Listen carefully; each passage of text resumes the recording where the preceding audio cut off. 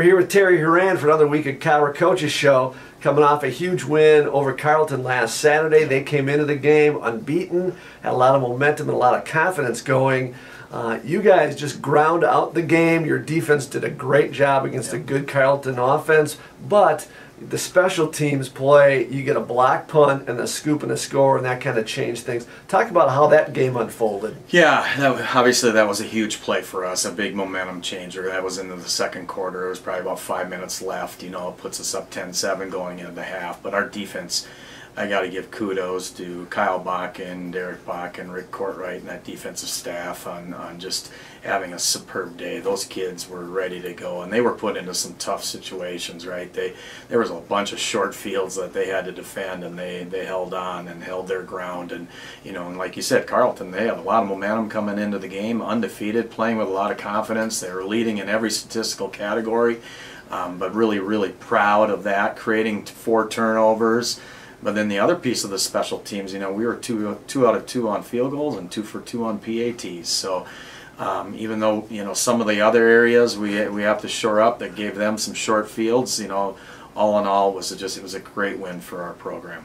And sometimes you talk about defensively, you talk about these players individually in Noah Jenson and Ty Moser, but you never talk about them together and what those two put together. And last week they had over 25 tackles, 4 sacks, lots of tackles from behind the line, and a couple forced fumbles and a fumble recovery. Talk about how those two mesh together on that linebacking core. Well, the inside backers in our scheme, they're always our dudes, right? And those two are, you don't get much tougher than those two guys, and they're just so much fun to coach. They bring the energy. They bring the energy to practice. They're both athletic, smart. They see things, but you know, if they're making plays, then the people in front of them are doing their job too. So again, you know, our defensive line's been outstanding this year, and our secondary had some big picks too. Noble Scott, even Garrett Peterson getting his first pick after that poor kid's been injury ridden for a couple of years. So it was really good to see some of that stuff happening. But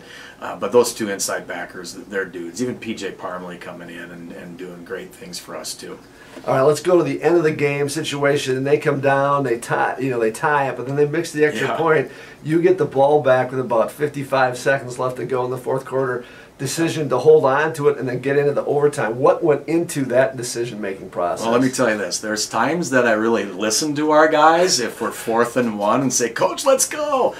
And I probably, to a man, all 11 of them, let's go, I pump the brakes. It's a lot easier to score at the 25-yard line than 65 yards out when we hadn't done a whole lot, you know, throughout the day. And there's no time you have to worry about. And then you don't want to put your defense, who's been on that field a lot and have played really well, you don't want to have a mistake and turn the ball over and give them an opportunity to kick a field goal late. And that was everything that was going through my mind, okay?